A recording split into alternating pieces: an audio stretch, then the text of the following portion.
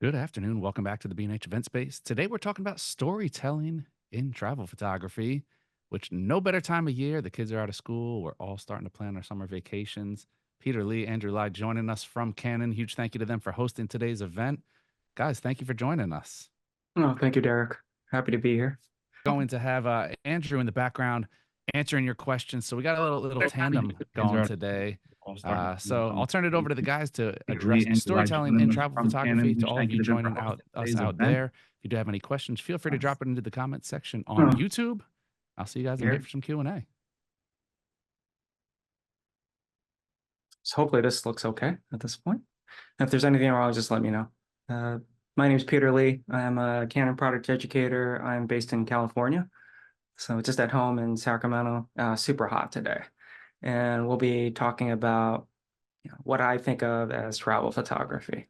Just as a little bit of background, I made this class before COVID, before all these online classes became so popular during COVID. And it was just about, well, it's like what can we do? And about some things you love. Because in the end, I happen to, just like my coworker Andrew, I happen to travel a lot for work. The boss pays me to travel to support dealers just like B&H and customers across the country. But a lot of you just don't have that ability to do that. I get that. So some of you may travel for work, or most likely this time of year, especially, it'll be family vacations and also just maybe your own trips, just a little bit of relaxation on your own. But I would always suggest things that you personally enjoy. So you can experiment at home, and that's kind of what we'll talk about today. Um, Part of travel photography will involve scouting. I'll go over a little bit. This is part one of two. So there'll be a second session in the first week of August, and I'll talk more about virtual scouting because that is a big deal these days. You can do a lot more than you could in the past before all this fancy internet stuff. And one of the best ways I found to kind of figure out what's going on wherever you're going is to talk to a local photographer that you may know, or maybe introduce yourself to a local photographer over social media and get some ideas about, it's like, I like this, I'm going there, you happen to live in that area, what would you suggest I visit because I like this sort of thing. But in the end, it's always about what you personally enjoy. So hopefully we'll show you some examples of that. In terms of planning, uh, I would always, because most travel photography involves something outside, usually. So if you're traveling to a place, you're going to inevitably do some sightseeing, visit the normal places. And much of that might be outside. Because it's outside, you're at the mercy of whatever weather there may be at the time. I would always suggest having some kind of plan B. So if you are outside, this is what we're planning, but the weather's not particularly cooperative, it's always good to have some alternate plan at the same area. Okay. So oftentimes people ask me, it's like, what would I suggest as a camera to travel with for travel photography? At some point or another, I've traveled without every single current Canon mirrorless camera and all past DSLRs, literally going back 10, 15 years. And I just generally suggest bringing the best tool for the job. So I don't have any examples in here because that's not the point, especially in the first session. But if you're going to safari in Africa, I just talked to a friend who just did that. You bring the best tool that you feel comfortable carrying for that job. And so in some cases, that could be a big camera with a big lens. And for some other people, they don't want that. They don't need that. And they'll bring a smaller camera and a smaller lens to do a similar job. And they're okay with that. And that's perfectly fine. What I do want to talk about are some options because it is so commonly asked about. It's like, well, I do want something smaller. I might have something bigger that I might use when I'm at home or sometimes for work. But when I travel, I would prefer something smaller because no one's paying me to take these pictures. They're for my own personal pleasure. They're to document our trip, a lot of times with family or friends. And it's something where having something more compact, smaller and lighter becomes a big deal to them. So this is an example of current Canon full frame mirrorless RF mount. And that's the R8. It's the smallest Canon full frame camera that we make. And just to give you an idea, to compare to a classic DSLR, and that's a 5D Mark IV, it is almost half the weight. It's pretty amazing. So this is one of the substantial advantages of going mirrorless is that the camera itself, the mechanical elements are less complicated. The camera body can be smaller and more compact. And then the whole package, especially if you don't put a big lens on it, can be rather travel friendly for those of you looking for smaller packaging. If someone wants to go even smaller, and that means crop, I'm comparing to an older Rebel, like a Rebel T7i. Something I might suggest would be something like an R50, which is basically a modern Canon mirrorless Rebel, substantially lighter and still smaller. And that's the whole point of these kinds of products.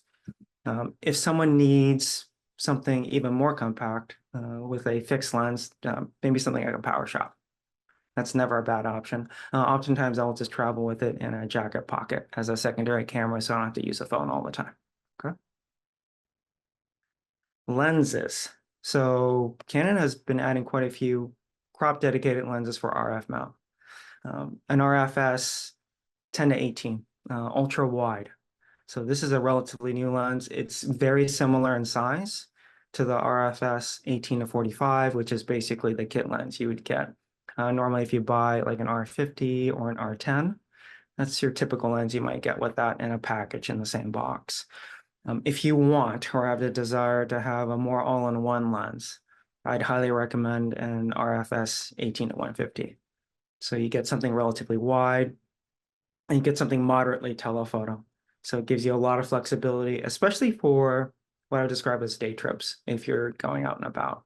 So if you want to leave the rest of your gear, you might bring in a hotel room or not necessarily swap lenses all the time. Having a more all-in-one lens is very practical for that. If you're okay carrying the extra lens as a long telephoto, then we have an RFS 55 to 210. So these are all relatively small, lightweight lenses. They're all for crop. So just be aware of that. For lenses that are both full frame or crop. So these lenses all cover full frame sensors. So you can use them on a full frame camera. These are the focal lengths on a full frame camera. Something super wide would be something like 16. So it's very similar in size to the modern Nifty 50, an RF50 1.8. Very small, compact, not too expensive, but very approachable if you're more casually interested in ultra wide, either for it could be architecture, it could be landscape, it could be night sky. Night sky is something that's technically a little bit more difficult. Oftentimes you're working with a camera that you can't see very well on a tripod. You don't do it all the time. This might be a good option for you. Or if you're looking for something super compact physically, so you don't have to physically take a lens off a camera and still pack it in a relatively small camera bag, there is a 28 millimeter prime pancake. That is an f2.8 lens. 35 is very classic for a prime. It's personally the focal length I would use on a full frame camera. For general photography, if it was a non-zooming lens, I would personally use 35. So it gives you a lot of flexibility to capture something wide. And if you need to crop in a little bit, you crop in a little bit. It's no big deal. Okay. If you want something that is going to be more all-in-one, Canon full frame, that is going to be a 24 to 240. It's physically not so small anymore. It does cover full frame, but it's a 10 times zoom that goes out to 24 wide for full frame. So it does give you that all-in-one functionality if you don't want to swap lenses so much and you're okay with a physically bigger lens. All right. So getting beyond the gear, I think this part is kind of cool. So Canon currently has a trinity. So ultra wide zoom, a standard zoom, and a long zoom that are f4, a higher end class. So something a step above like a kit lens or the basic lens you would get for the functionality of it. So these are, I think, very appropriate for travel, especially if you don't need a 2.8 lens, like a fast lens. Don't necessarily need it, but I might value size. So there's some really good options. I would say, especially if you look at 14 to 35, that does accept screw-in filters on it. So 14 wide, accepting just regular filters, really cool. And something that it was really not possible in the past on SLR side with EF mount lenses. And then 7200 f4 that is considerably shorter than the EF mount version. Just makes it much easier to pack. And these are all good quality optics. I've brought lots of different lenses, and I'll tell you pretty much. I'll show you all the pictures, and I'll tell you exactly what lens I use for them. So you'll see some exotic things, especially when I'm closer to home. So as I told you, my hometown is Sacramento, California. I remade this class basically when COVID started, and they asked me, it's like, well, what are some classes you can do online that people might enjoy? So it's like, well, I can repurpose my travel class so that we kind of start off with things that are not far, because a lot of people are still hesitant traveling very far, and or lots of faraway places are still kind of closed to travelers coming from abroad. And it was a big deal. So let's do something close to home that we get more comfortable with, especially if you're practicing with things. So this is an example of kind of a basic way of virtual scouting. So I don't have to do this because it's home, but if you're visiting my hometown, this is something you might try. And that's because, well, there are some landmarks that are very recognizable to anyone who's lived here, worked here, maybe gone to school here. If they've lived here a while, if you see a picture of something like Tower Bridge, downtown Sacramento, it's like, okay, I know what that is. You don't need to tell me. I just see it in the background. And then it's like, oh, I know that represents Sacramento because it's the only place that looks exactly like that. So this is a good example of virtual scouting, but virtual scouting can get you close. It's kind of like horseshoes and hand grenades. It gets you close, but it's hard to be precise sometimes because the actual position you have to get to actually take a picture, oftentimes that is off the road. That's not going to be on a road. And you're going to have a hard time seeing exactly where that is. But at least you get some idea. And this is what I do for anything farther away. If I don't know exactly where it is, I'll do some virtual scouting. And this is a normal tool to do that. So this is the classic picture. I would describe it as the classic picture of Sacramento that has nothing to do with the state capital. So for those of you who don't know, Sacramento also happens to be the state capital of California. And this is what I would always describe it as, like a bucket list picture. It is a postcard picture. Someone else has taken this picture already, of course, and that's okay. There's absolutely nothing wrong with that. So because it's my hometown, it gives me a lot of flexibility to do a couple different things, and you'll see it throughout this presentation. Now, one, it gives me an opportunity to go at very different times of day or different seasons, different times of the year, and also allows me to choose different lenses. So this is a very normal combination lens wise. So it's back in the day, I took this on a 5D with a 24 to 70. 24 to 70 is super flexible. If I had to only bring one lens to do this type of picture, that's probably the lens I would bring. Just because, hey, this is the first time ever went there. It's true. This picture was the first time I ever went there. It's like, I'm not sure where I can stand. So if I'm not sure where I can stand, having some zoom gives you some more flexibility that way. But being my hometown, it's very easy for me to choose sunset timing. So not too difficult. Just need to find parking, find somewhere to walk over, and then find exactly the viewpoint you're looking for the composition you want. So we're just facing out west here.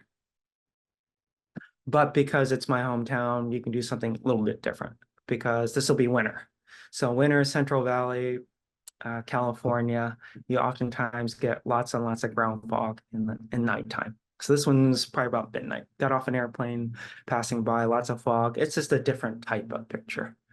And then you can really expose yourself when it's your own hometown, wherever that may be.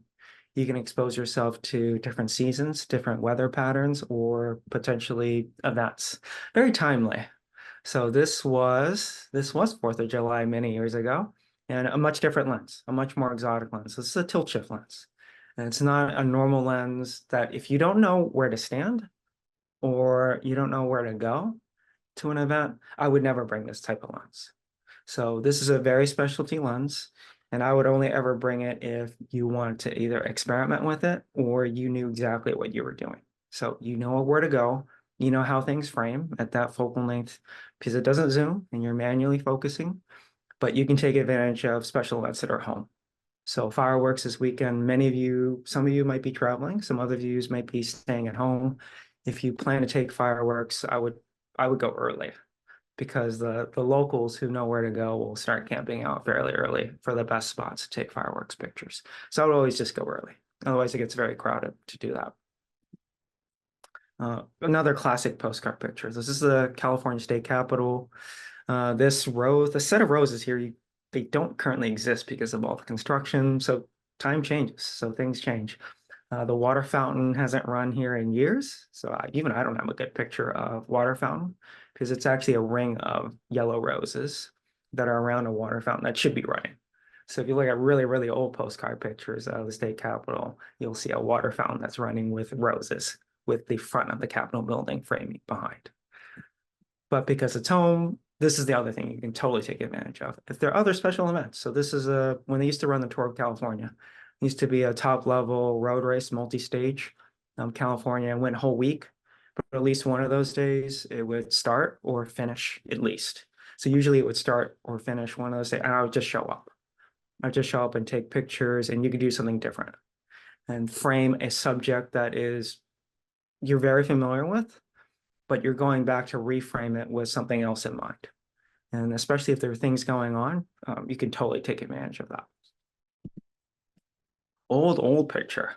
So this one I busted out. So I haven't looked at this one. I took this image many years ago on a tilt shift lens because yeah, I know where to stand to use to take a picture with a tilt shift lens.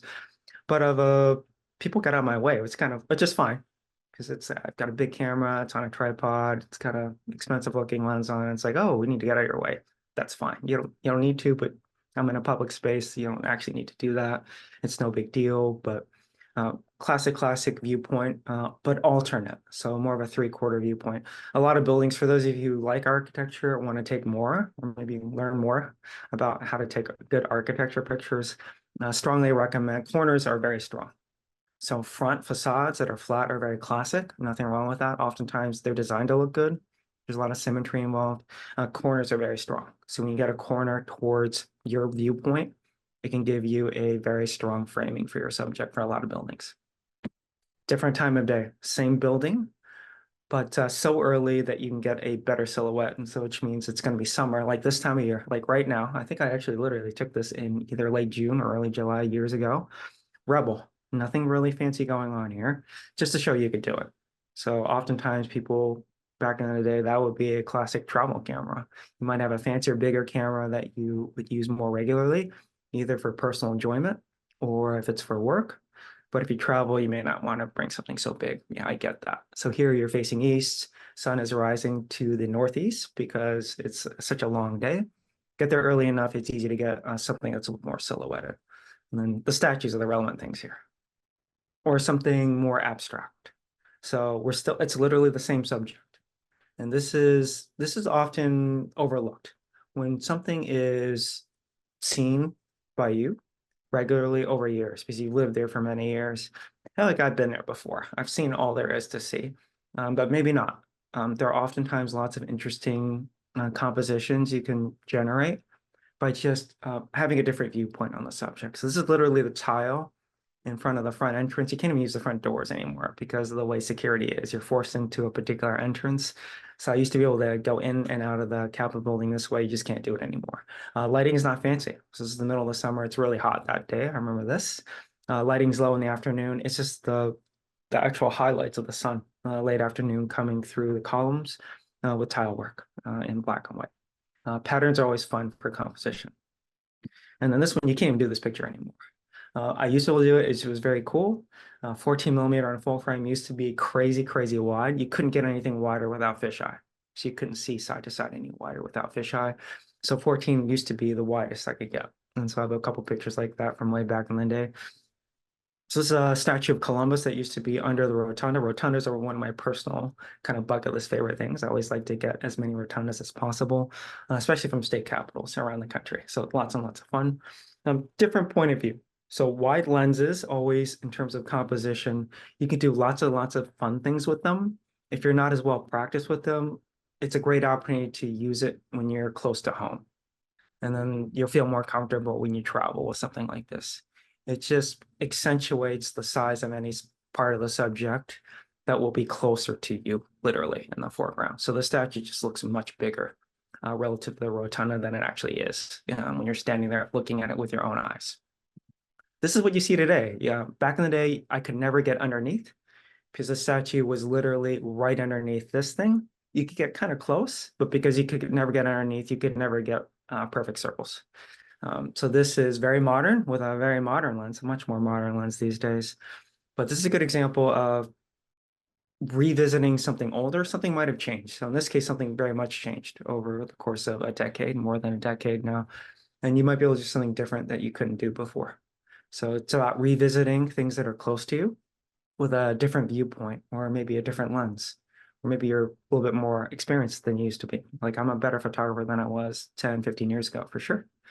And just taking advantage of that experience will get you some more interesting compositions that are not too far from you. This is still, it's the actual park grounds of Capitol Mall behind the state capitol far to the east.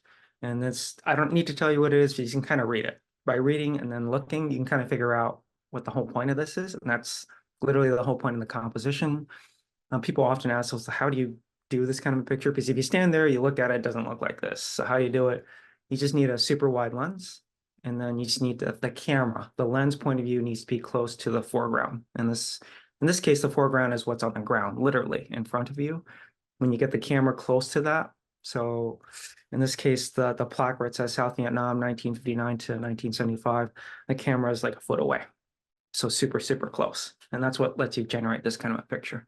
So pretty straightforward. So it's just a long walk to the east to get there. To the east of this, so literally 50 feet away, there is a like an international rose garden.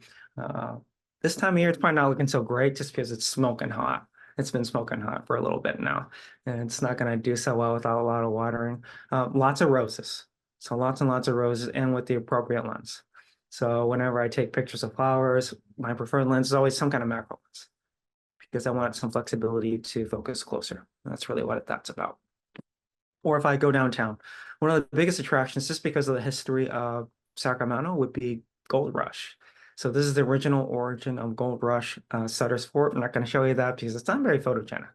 So I'm not going to show you Sutter's Fort, but I'll show you Delta King. So this used to be actual transportation along the Sacramento River, up and down the Sacramento River.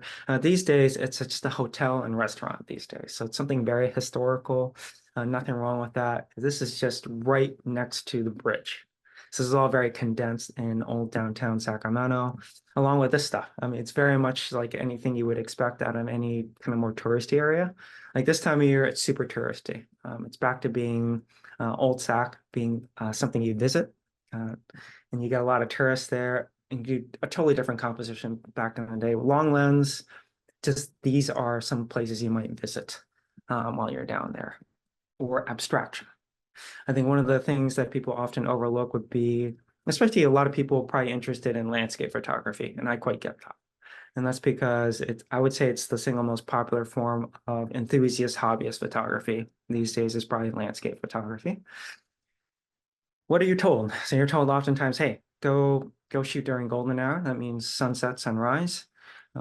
Less to do during, midday when you have a lot of shadows. When you have man-made structure, when you have lots of architecture to play with, shadows become super interesting. And that's all this is. So this is still just old Sac shadows from the railing of an old staircase from 19th century. Just the way they lay. It just looks interesting. That's really all it is. But it's very much part of, this is still old Sac, just black and white these days. Just escape. These are just escape stairs, fire escape. Just one of the original buildings from 19th century. All about shadows. It's always more interesting because of the way man-made structures are, just to look how shadows play with the structure throughout the day. You'll find lots and lots of interesting compositions, especially show up with the subject at a different time of day. You'll see a lot of interesting things. Way back when, I didn't do tons of what I would describe as real wildlife photography. I've been doing more and more. Modern mirrorless cameras are very easy. I would describe as relatively easy to get pictures in focus of subjects that have been back in the day. It was more challenging, realistically, to take lots of pictures of wildlife.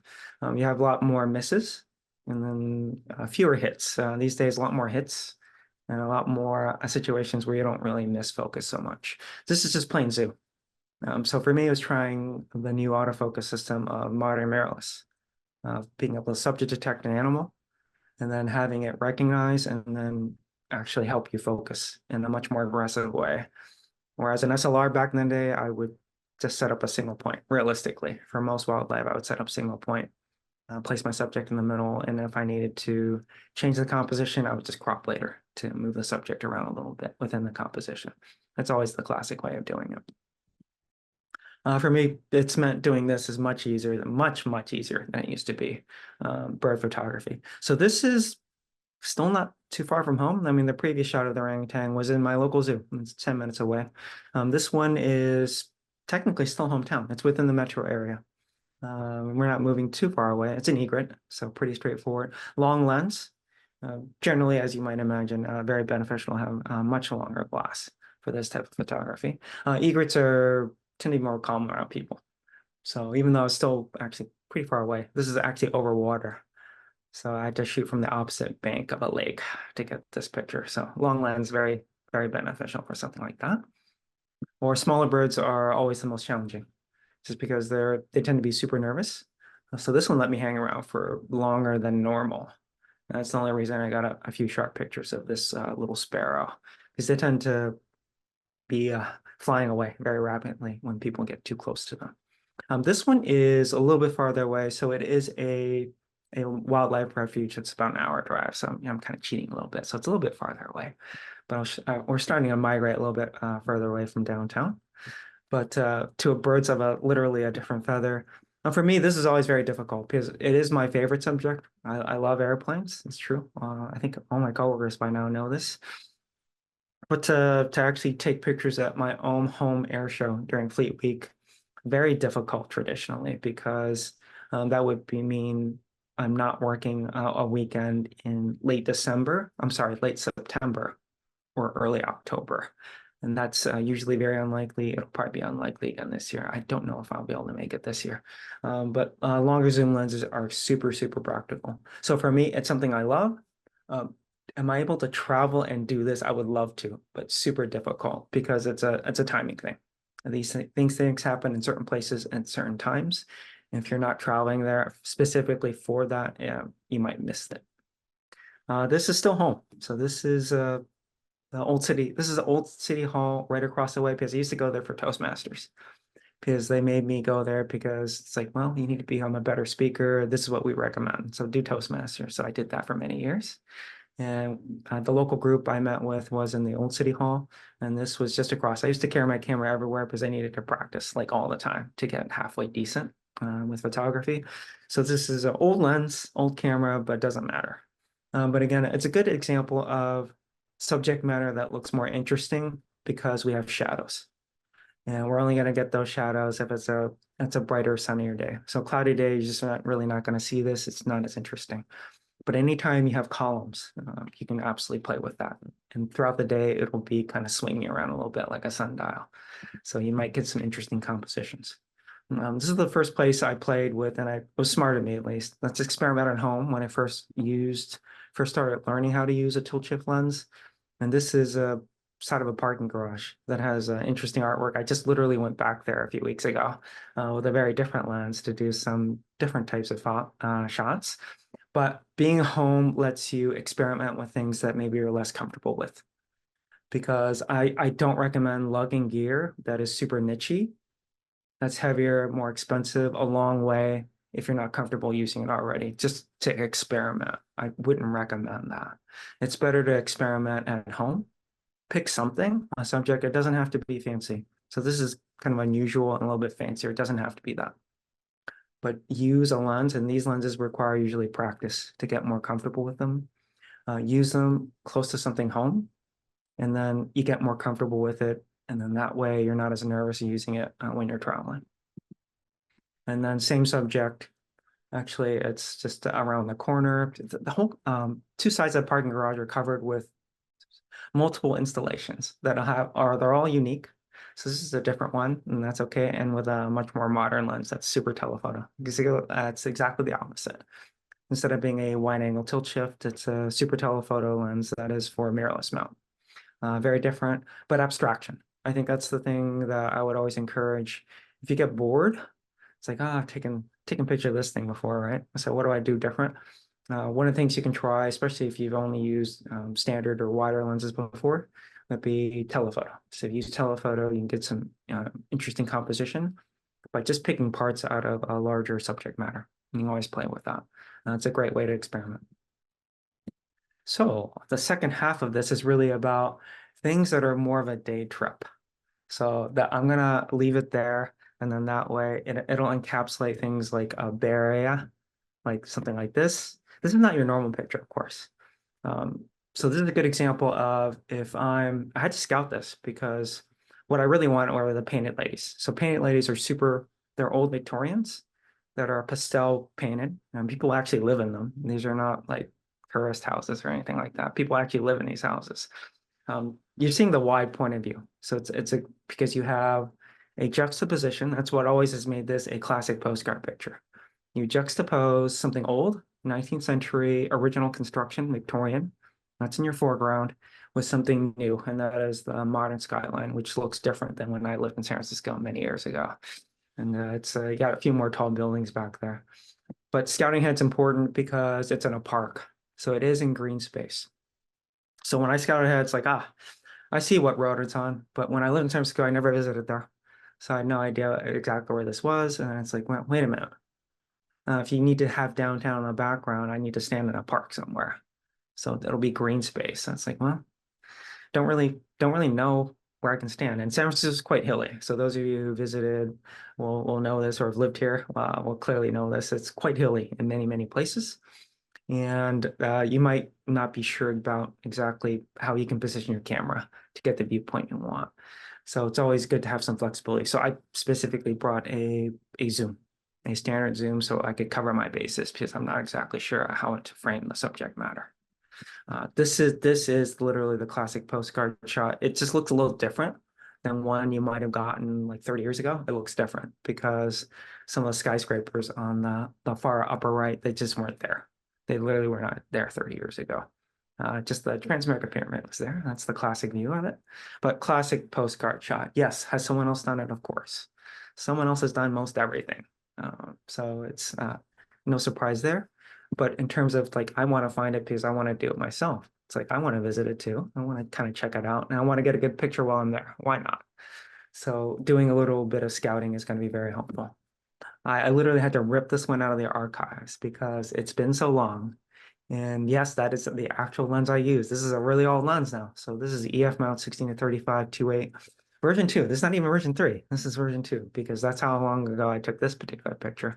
Nothing fancy going on. So this one, it's not sunrise, it's not sunset, there's no fog. Fog can be really cool with the subject matter, but then that's timing. And because I don't live in San Francisco like I used to, it's much harder for me because it's basically a 2-hour drive one way just to get there. So it's a lot harder for me to position myself to be there for specific weather. And oceanside weather is, as you might imagine, difficult to forecast. So I don't have a lot of the fancier pictures out of this. Uh, Always the ones you want, the locals, the ones that live, especially in Marin. So if you live in Marin, somewhere like that, it makes it much easier. You just look at the forecast the night before, and you get a good idea of what the clouds might be the morning after. But sunrise with some kind of rain layers, the classic, even best shot, because you get some funny business happening in the foreground that looks really cool. Classic picture. But what if you want something different? What you see different is in the thumbnail on the bottom left. So long lens, I always knew you could get this, much harder now, but it's an opportunity to see a portion, not all of it, but a portion of Golden Gate, but with a good chunk of Bay Bridge behind it and also downtown San Francisco. The only way to do that is to take the normal kind of road you take to the normal point, and take all of these pictures from the north side of the bridge and just keep driving. So I just keep driving. So I'm not sure exactly where to place myself on the road. There are a bunch of turnouts. So there are a bunch of places you can take pictures. But kind of simulation tools you have online don't do a good job of giving you an idea of exactly where you need to be. So again, it's a little bit of exploration, but at least I got the right road. It's a road I'm already used to. You just keep driving. And so when I did this picture, I just had to keep driving until you get a better angle. But I already knew I had to use a long lens because you have a completely different viewpoint. You want to frame something far, far in the background, and that is the hazy thing way in the background. That's a bridge. That is Bay Bridge. And that's way in the background. So an alternative point of view, it is not normal. It is not your normal postcard point of view, but it's a good example of a subject that a lot of people may be familiar with, especially visually. If you've never been to San Francisco, it's so iconic. But a different point of view, especially if you're a little bit more local, you have some time to explore and use a different lens. So using long lens instead of a standard or a wider lens, it gives you this opportunity. This one was super hard. So this one was, it's the thumbnail you see on the bottom right. So what if you want, and it's not fakery, it's the kind of the wild thing, but it almost looks like it's fakery. Is that building actually there? It's like, couldn't you just draw it in? I guess you could these days with all these fancy tools, but it's not. It's actually there. It's a clock tower on the campus of UC Berkeley. And there's a way of generating it if you are standing in exactly the right spot somewhere in Berkeley Hills, kind of above and to the east of UC Berkeley campus. This is what it looks like because why is it cool? And it's cool because you can get Golden Gate through fog, and it's almost always through fog, way in the background. So it is a unusual point of view for sure. It's again green space, which means the best I could do for virtual scouting was I picked a parking lot where I could park and then start hiking around because that's really what it was. Uh, I park there. I'll bring everything I need. I know I need a long lens, so that's what I brought. And then I'll just keep hiking until I find the right spot. So the right spot is about like a 10-foot radius circle you could stand in back in the day. I've not been back there in years, so I don't know if it's possible based off of how the trees have grown.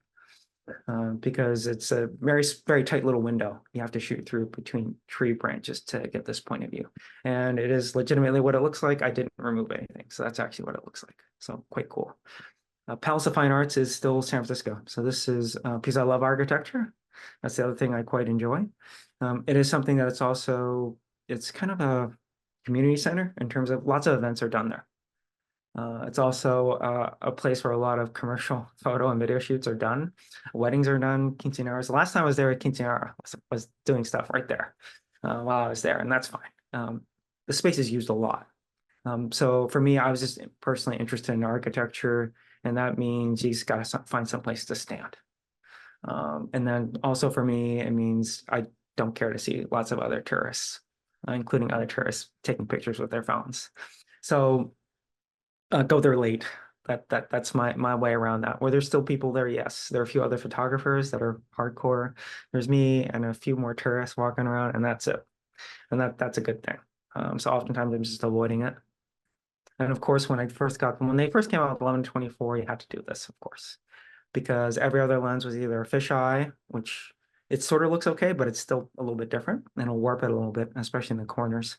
Or it's like it's not going to be as wide, and you can't get this picture.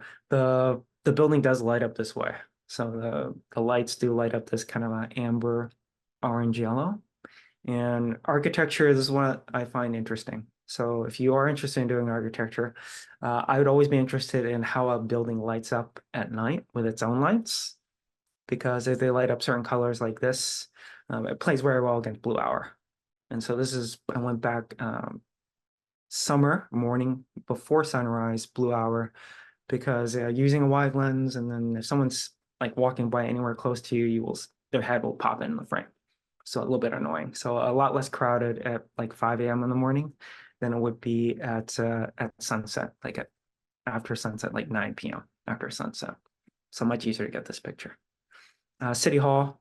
City Hall can be challenging. You can kind of virtually scout it. I didn't intend to go take pictures of it. Usually on this particular night, I did not. It's more of a happenstance. Parking is always like super challenging. And then I'm too lazy to remove all the cars and the charter buses and all that stuff. So it is what it is. But sometimes you can see things that are a little bit different. So this is not normal lighting for it. So this is kind of the multicolored rainbow pride lighting they had up for it for the night, but something a little bit different. And that's always cool. And then I just happen to have a tilt shift. People always ask about that. It's like, do you carry around a lot? Yeah, I do carry around a lot, but not always. Never know when it comes in handy. This particular location is weird looking. That is honestly, it doesn't look like a city hall. So moving farther south now. So this is San Jose. And I pre-scouted it and I asked a local photographer. It's like, what should I bring? And he told me, it's like, bring a 17 tilt shift because it's very hard to get framing. This is again back in the day without a wider lens than 14 millimeter, and 14 millimeter is not wide enough for this particular subject because you can't back up. You literally can't back up enough in order to get this framing, and that's really the whole point of it. And then it's the tilt shift that's keeping the sides of the building straight instead of like a pyramid. And that's the whole point of a tilt shift. So I'm backed up against the sidewalk that's right onto a fairly large boulevard street that's busy. So just in this case, I knew what to bring. And that's the only reason I brought it. Cool and iconic, but if I see this, I already know, hey, it's San Jose, California, right? A bunch of coworkers came in to help me with that. This is many, many years ago now. Another classic example of just standard lens because you never know what kind of composition you'll get. So I would go standard or longer. And then because it's the middle of the day, all the other types of pictures are kind of boring. So you might as well just go for the shadows. So because of the architecture of this particular building, it's still the same building. So it's just you're walking inside of it, literally, the exterior space of this building. Totally playing around with these shadows because that's one of the cool things you can always do with architecture. So this one was during COVID when I got bored of staying at home. I decided to take a weekend off in this Mount Shasta Reservoir. So it's Mossbrea Falls. This one required substantial scouting. I personally really enjoy waterfalls, so that you'll see many, many more in the August session because I've traveled extensively in the Pacific Northwest, so Oregon and Washington State, and there are more waterfalls in those two states than the rest of the country combined. So you got lots and lots of waterfalls. So this is the watershed for Mount Shasta, which is technically an active volcano. It's the biggest volcano in California.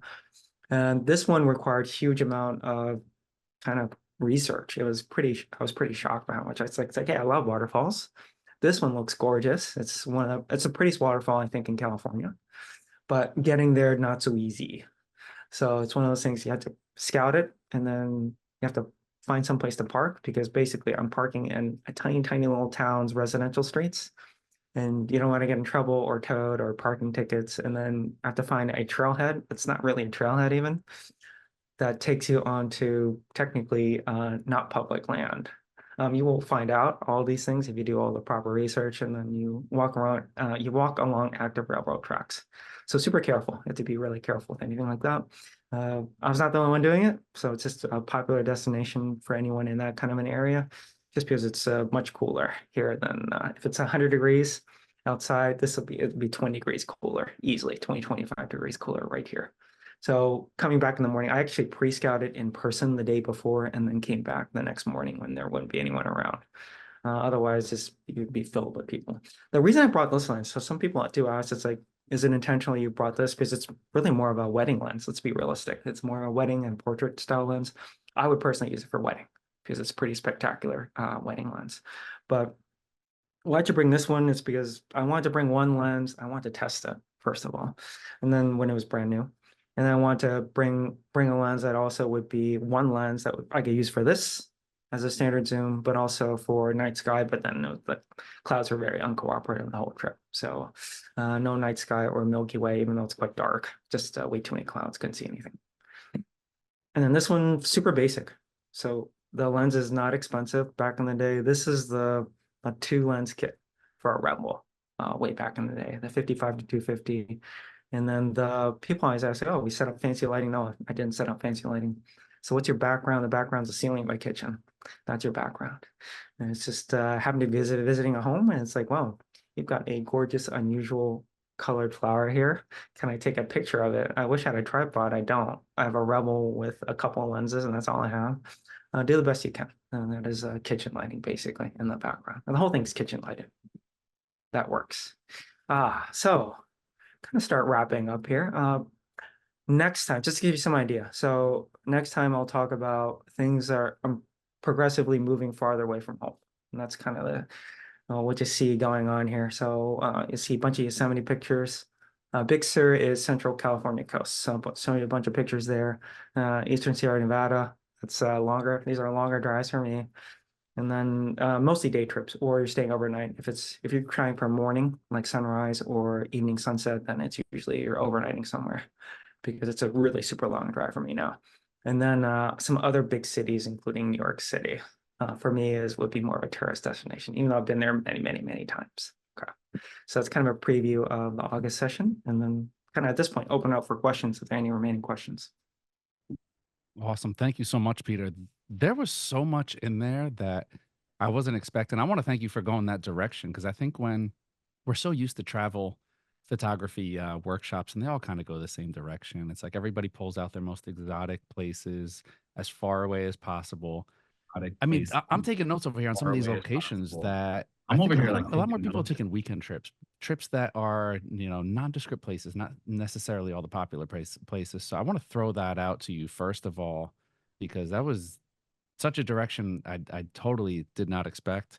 And to see the Canon Rebel still in 2024 going strong and getting some love in there was another little added bonus. So I still run into it's like just even this past weekend, I've run into customers that's still the camera they have.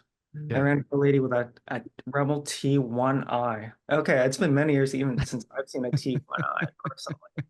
It's like I have to look at the battery. It's like I can't remember what battery you use in this camera because it's been so long, but it's still what this person was using. Just because it's for a lot of people, it's a big investment. I totally get it.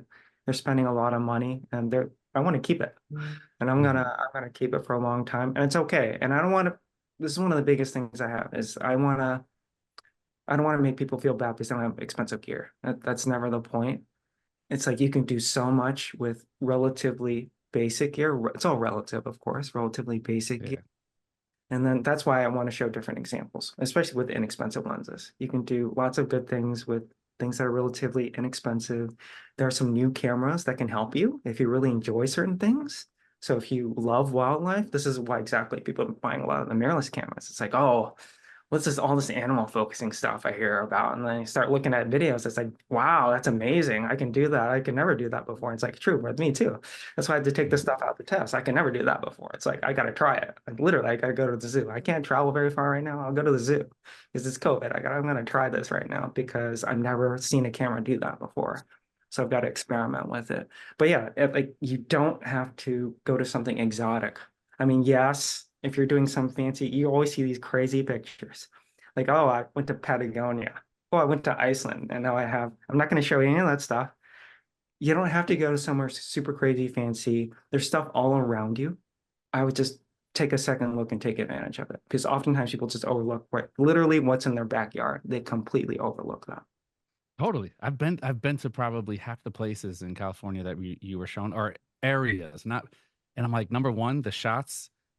I hate to admit it that there was shots there that I'm like, man, I never even I didn't look up or I didn't look over and or go from this direction.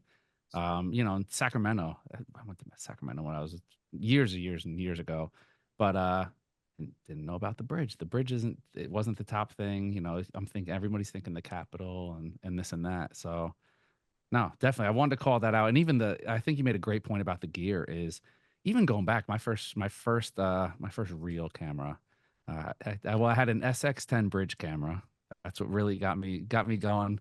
Those are probably this. I think that has its own like kind of like niche group of like people who are like the power shot group. It has like a cult following. So I was part of it, and it got me then into a Rebel XSI.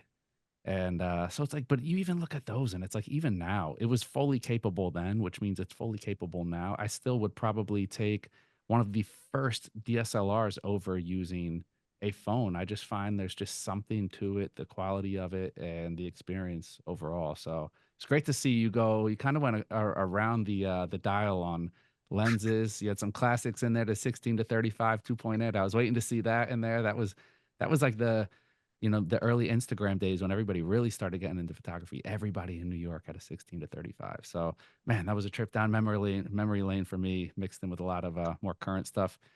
Andrew, what's it looking like over there on the YouTube side? We have any questions come in on We only had one question on the chat. Someone asked, how much time did it take to do the research for the Golden Gate Bridge?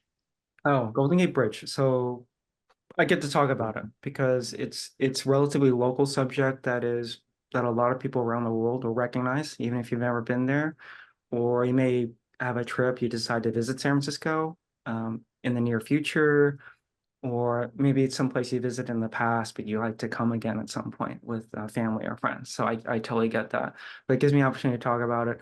The the classic places, I didn't even show you the other examples because we could do a whole episode on taking pictures of just that one bridge. There are many places to take a picture of the bridge. I showed you the first picture I showed you is the classic picture, and that is from Marin Highlands, north of the bridge. So for most people, it will mean you drive across the bridge going north, and then you take the first turnout. And then from there, it's just basically, if you come during summer season, we'll just follow the other tourists because a bunch of cars will take the same turnout. It's the first turnout on the right as you get off the bridge to the north. And then it's like just literally follow the traffic. And then everyone, you won't have any parking. I guarantee you, you won't have any parking. So hopefully it's like, oh, someone can drop you off. I've had people do that too. It's like, well, there's no parking. Can you just drop me off? It's like, okay, yeah, I'll drop you off and then I'll come back to pick you up later because it's impossible to find parking in a situation like that. That one does require quite a bit. So the modern tools, I need to be careful about Google and all of their trademarking. Like I say, that's why I can't show you actual Google kind of Street View. I would use Street View as much as possible, but that is what it sounds like. It's a tool that's designed to help you on roadway. So when you're on a roadway that a car can drive, you're getting a ultra wide angle point of view from the roadway. So as long as you know that's the case, it can at least give you the reason I use it is to see look for obstruction. So if along the roadway I can see it's like I kind of want to stand somewhere near there. I don't know where yet. Is there something really tall that might get in my way if I'm exactly in this kind of an area? So that one did take quite a while. Usually, and when it involves a lot of green space, it's helpful to ask someone local that has a better idea of exactly where to go. Along the roadway, I can see and then you can kind of narrow things down quite a bit that way. That's my general suggestion. It's always hard if you don't know, and sometimes I go places, it's like I don't know anyone there. I literally it's like, man, I want to check it out. It's like one of my bucket list things to do is always to do like you'll see it when I in the next episode. But I love the classic skyline picture for every city. It's so iconic. It's like, hey, this is skyline. I visited there. This is not someone else's picture. It's my picture.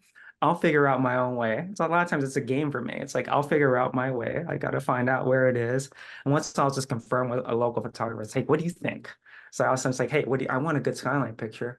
There are a few different places. I've had places like that too. It's like, what would you suggest? And it's like usually most people suggest the same thing. And then it's usually some green space. You got to start walking around a lot. And that's always the trick about it. I'll do some New York stuff for you too. Next episode. It's like, yeah, that's where I would stand. Oh, well.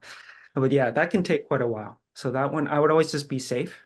So that's kind of the thing I always wanted to mention because I'm more nervous now than I used to be. Carrying around a lot of heavy gear that's expensive, especially if you travel alone. It's always safer if you travel with a buddy. I would always describe it that way. If you have a buddy, it doesn't have to be even a photographer friend. If it is, that's great because you share a common interest. But even if it's your family, that's always hard with family because usually you're the one that's most interested in photography and they're kind of like, can we go yet? And, we want to go here, we want to do that. We're hungry, we want to do dinner. It's like, why are we still here? It's like, yeah, then you're always like, you feel pressured because you have all this external pressure with you. But always be safe, especially when it gets darker. And then some of these places, I'm not showing you, some of these places, I didn't show you that picture this time, but there is a classic city skyline shot of San Francisco where you have it's actually Treasure Island. I'll tell you, I don't mind telling you exactly where it is. It's Treasure Island. If you've ever gone there to take pictures, someone can completely sneak up behind you and you have no idea they're there because you can't hear things very well because the surf is so strong because you're basically standing right on top of the bay between the surf and the wind, you actually can't hear someone walk up behind you in the dark, and you totally can't see them because it's actually really dark. You're away from the city and the island itself it's dark. So if people walk up on me, it's like it actually startled me because I didn't see them actually coming. So just be safe. Always be safe. Definitely. And especially if you're from the East Coast like I am and you go to San Francisco. That's like the one thing that always jumps out. It's like, man, I was out taking pictures of the Golden Gate Bridge and I was like, you have all the signs around like don't lock your car, don't leave anything showing. I think increasingly now more than ever, most camera systems now, the cost has gone up. More people are carrying more expensive gear, and because we want to, we're photographers. We, as much as someone might say, just bring that one zoom lens. If you're like me, you're like, well, there I might need to zoom into 600 millimeters on one thing, maybe once. So I'm gonna bring that lens no matter what. I feel like we always overpack. But if you had to, I'm gonna ask you, Peter, if what's your go-to travel setup? If you you can only bring one setup, one body, one lens, what are you bringing? I'll tell you a story. I don't have a picture from this example. Maybe I'll add it to the next class. And, I might be motivated to do this. So the one time I travel, I don't like do it this way. I never do it anyway before. It was an overnight trip to Albuquerque, New Mexico. It was for work. So everything came in one backpack. So that means non-work shoes, non-work clothing, a camera, Oh man. like literally everything, toothbrush, relatively small backpack. So I had room for one camera and one lens. So I went old school classic. I brought like an original 6D with a 24 to 70 f4. It wasn't even the 2.8 because the 20 was bigger. It was too big for my bag because I had all this other, spare underwear, everything in there, right? So it's like not big enough. So personally for me, I don't mind full frame. Okay, so a lot of people, I pointed out some options because I constantly get asked about it. It's like, hey, it's like my fill in the blank is too big. I don't want to carry that. I've done it for years, but I want something smaller. What do you have to offer? So I'm giving people some options in that direction. So if you want something small, go, all right, it's crazy small. It's shocking. It's like rebel. It's the weight of a rebel. It's Wow. just pretty shocking, right? But personally, I would today in this day and age, okay, yeah, I am that guy. I'll still bring like an R5 or R6 Mark II, something like that. I travel with full frame. And if I had to, I'll just still bring one lens. So if I had to only bring one lens, I am an old school classic zoom guy. So I will be a 24 to 70 person. I'll just do it There you that go. way. It's just super flexible. People will say it's boring. Okay, yeah, but it's like there's actually water. There's a water hazard in front of me. I can't really walk into it. So it's like I need to frame a certain way. So I always enjoy the flexibility. If you prefer primes, that's why I always give someone the option. So if I had to carry a prime, I'd bring a 35. That's like exactly what I said. I'd always bring a 35. And that was always the classic photojournalist prime lens to bring. If you only have one prime lens as a photojournalist to use, I would use a 35. I would always use a 35 because it gives you something a little bit wider when you need it. And that can be really hard not to have that. So not a 50. I would not actually personally bring a 50. Right on. I can't complain. I can't complain with any of that. That was spot on. You passed the test. I think I'd probably bring the same, as long as I'm not, relegated to one backpack. That kind of scares me to go on a work trip with one backpack. But Great no, pick. yeah, right. Ton of great information here. I want to thank Peter, Andrew, the entire team at Canon for hosting this event. And part two, I'm interested to see what you bring out for New York. Because I swear, if there's anything that I'm like, man, I might have to run out of here right after the presentation if there's something I haven't seen in my own city. I always love seeing an outside perspective because I think we all do this, right? We take for granted our own locations, our home cities, and we don't really explore them like tourists enough. So I'll be interested for that. A ton of great information today. So huge thank you again to Peter and Andrew for stopping in with some experience, information, and to all of our viewers out there. Thank you guys all for tuning in. Huge special thank you to Canon for hosting this wonderful series. That is all we have for now. Another edition of the B&H Virtual Event Space in the books. Catch y'all next time.